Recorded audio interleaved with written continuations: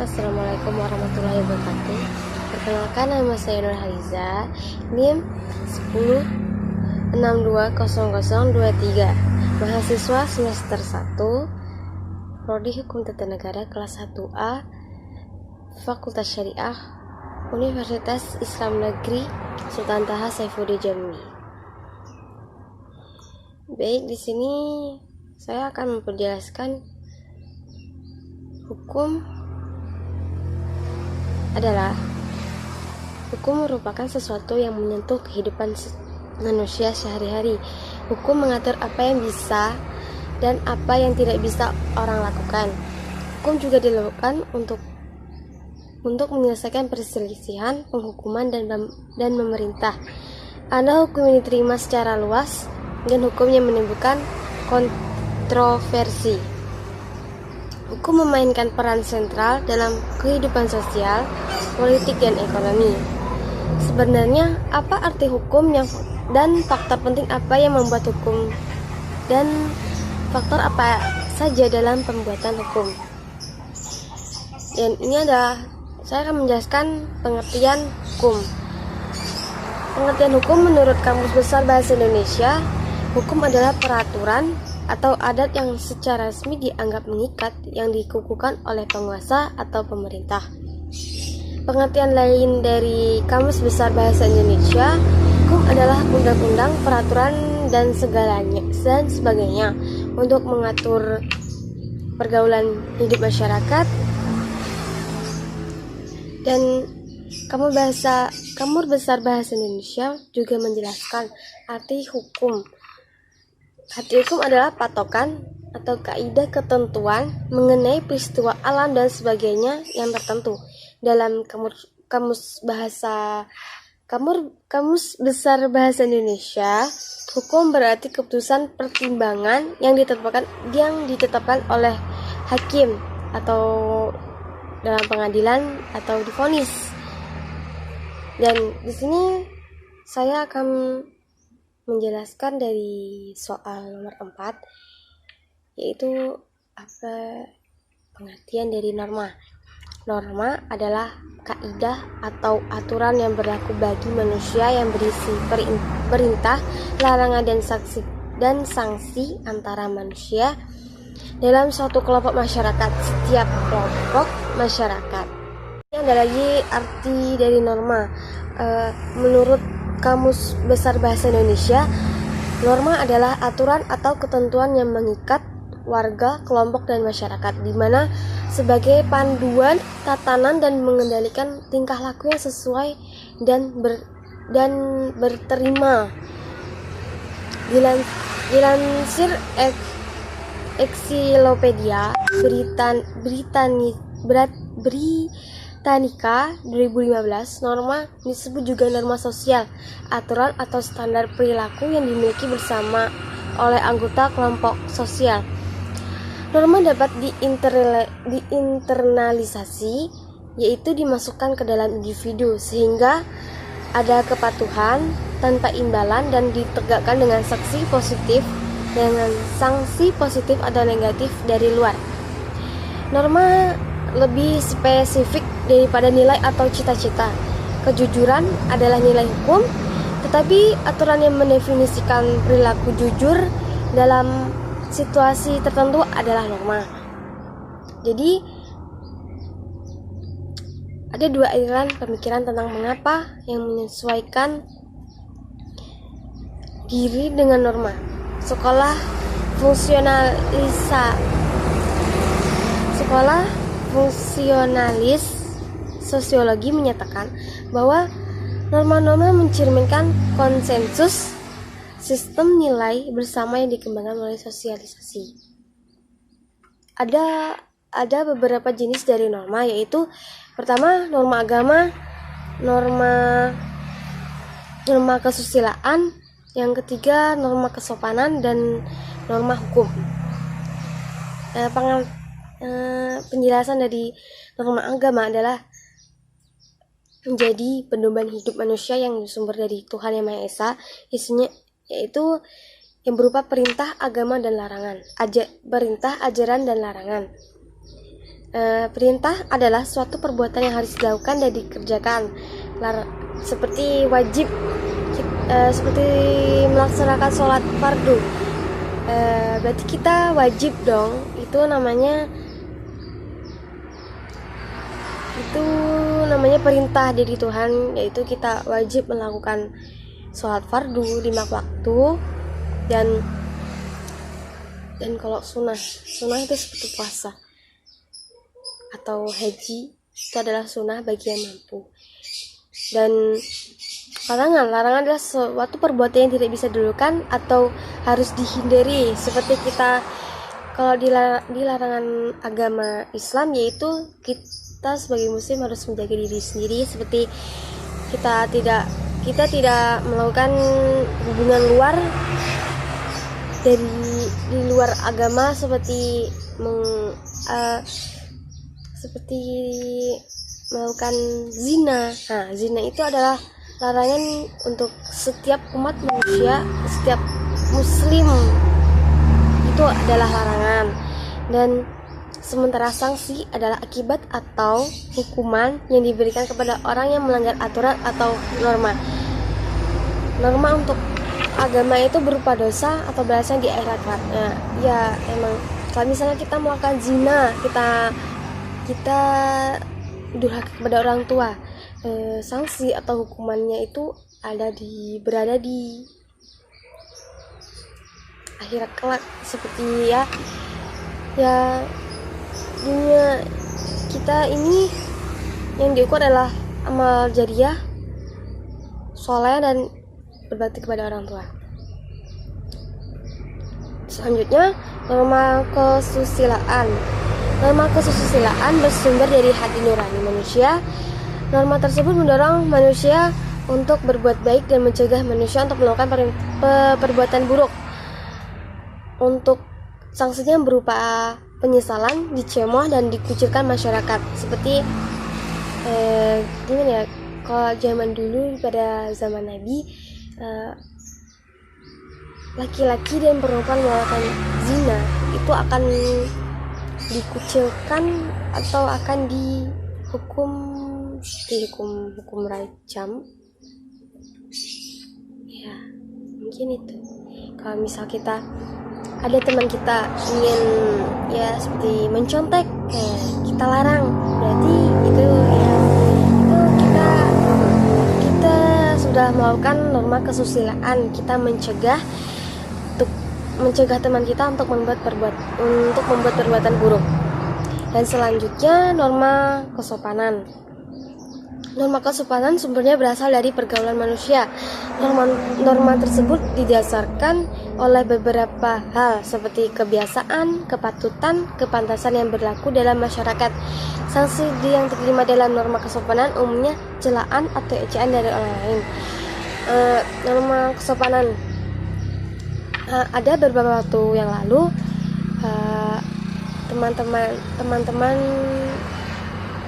salah satu teman-teman saya di kelas 1 HTN kelas 1A itu melakukan mungkin melakukan pelanggaran dari kontrak mata kuliah ilmu hukum, yaitu tidak sopan kepada dosennya, seperti yang berada di via WA di grup. Itu dia melakukan mungkin tidak sopan, saya nilai mungkin tidak sopan dengan dosen. Saya juga menilai gitu karena mungkin dari sikap dia, dari dia berbicara, mungkin itu adalah norma yang tidak sopan. Jadi dia melakukan yang mungkin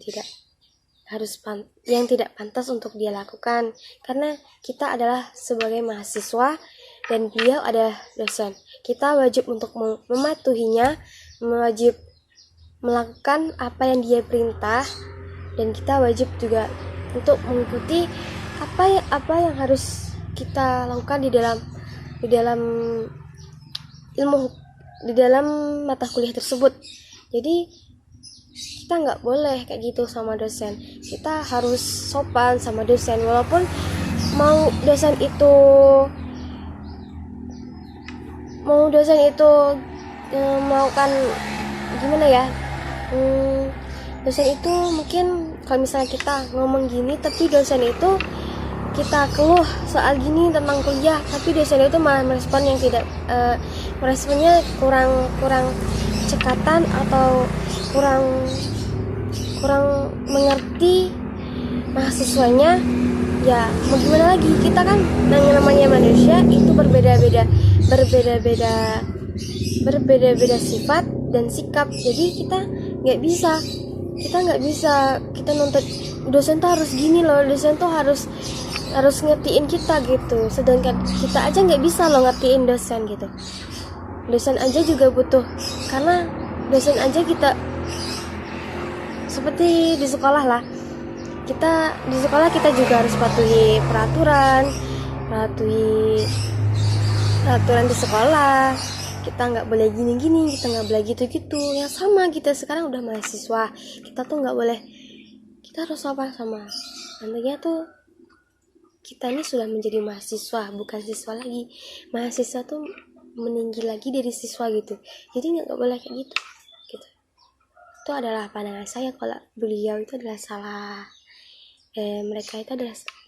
teman-teman saya itu melakukan kesalahan, dan mereka juga harus melakukan hukuman atau sanksi, karena yang namanya mata kuliah itu pasti ada kontraknya. Kita harus kayak gini. Kalau kita melanggar dari kontrak tersebut, kita harus bersedia menerima sanksi, kita harus bersedia melakukan hukuman tersebut. Oke, itu adalah pandangan dari saya sendiri. Dan selanjutnya norma hukum. Pada norma hukum, sumber asalnya dari negara atau perintah dalam undang-undang. Norma hukum memiliki sifat memaksa untuk melindungi kepentingan dalam pergaulan hidup di masyarakat. Norma hukum juga sebagai pelengkap norma-norma lain dengan sanksi tegas dan nyata. Sanksinya itu tegas, memaksa, mengikat, seperti penjara, denda. Nah, misal kita melakukan mencuri sepeda motor dan kita ketahuan dan kita terekam dalam CCTV yang berada di lokasi tersebut. Kita tertangkap oleh pihak yang berwajib. Kita wajib melakukan hukum tersebut, karena negara kita itu adalah negara hukum. Walaupun tidak semuanya di negara kita ini melakukan hukuman yang sudah ditentukan di dalam perundang-undangan, karena ya gitu, saya bingung. Selanjutnya, norma memiliki fungsi. Norma memiliki peran penting di lingkungan masyarakat, karena jika tidak ada norma, maka akan terjadi kekacauan, keributan, atau kerusuhan di dalam kehidupan masyarakat tersebut. Yang pertama, dapat menciptakan kehidupan di masyarakat menjadi aman dan tertib. Itu adalah fungsi dari norma. Yang kedua, bisa mencegah terjadinya kebenturan kepentingan di masyarakat. Maksudnya kita karena adanya norma, kita bisa mencegah dari benturan kepentingan di masyarakat, seperti ya kita. Yang ketiga, memberi petunjuk atau pedoman bagi setiap individu yang menjalani kehidupan di masyarakat. Fungsi norma di masyarakat itu ada sebagai petunjuk pedoman bagi. Ya, kalau kita nggak ada, misalnya kita hidup di dalam masyarakat, dan sedangkan di dalam masyarakat tersebut tidak ada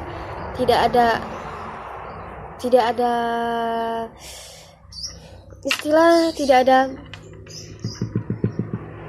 petunjuk atau Oke, selanjutnya mengatur tingkah laku masyarakat agar sesuai dengan nilai yang berlaku. Ya, kita karena adanya norma tersebut kita bisa mengatur tingkah laku masyarakat manusia di dalam masyarakat tersebut. Kita bisa misal masyarakat warga di dalam masyarakat tersebut melakukan kesalahan. Kita bisa menasihatinya atau kita bisa memberitahunya bahwa dia tidak boleh seperti ini, dia harus seperti ini gitu. Karena kan kita juga harus menyebut bahwa di sini sudah tertulis bahwa kita nggak boleh kayak gini gitu. Dan selanjutnya membantu mencapai tujuan bersama masyarakat. Di dalam sebuah masyarakat, di dalam penduduk di dalam sebuah daerah itu pasti ada tujuannya. Kita harus mencapai tujuan di sini. Kita harus mencapai target bahwa di tahun ini kita harus seperti ini. Seperti ya memang di daerah lain di daerah luar kota itu memang beda. Tujuannya memang beda. Di sebuah daerah pasti mempunyai tujuan yang berbeda-beda, tapi sama tujuannya, yaitu membangun Indonesia menjadi maju lagi. Dan selanjutnya itu adalah ada lagi pelanggaran hukum. Pelanggaran hukum adalah perbuatan yang bertentangan dengan hukum. Pasal 1365 BW yang terkenal sebagai pasal yang mengatur tentang perbuatan melawan hukum memegang peranan penting di dalam hukum perdata. Dalam pasal 1365 BW isinya sebagai berikut: setiap perbuatan melawan hukum yang oleh karenanya menimbulkan kerugian pada orang lain, mewajibkan orang yang karena kesalahannya menyebabkan kerugian itu mengganti kerugian. Dari pasal tersebut kita dapat lihat bahwa untuk mencapai suatu hasil yang baik dan melakukan gugatan berdasarkan perbuatan melawan hukum, maka harus dipenuhi syarat-syarat atau unsur-unsurnya. Baik, terima kasih.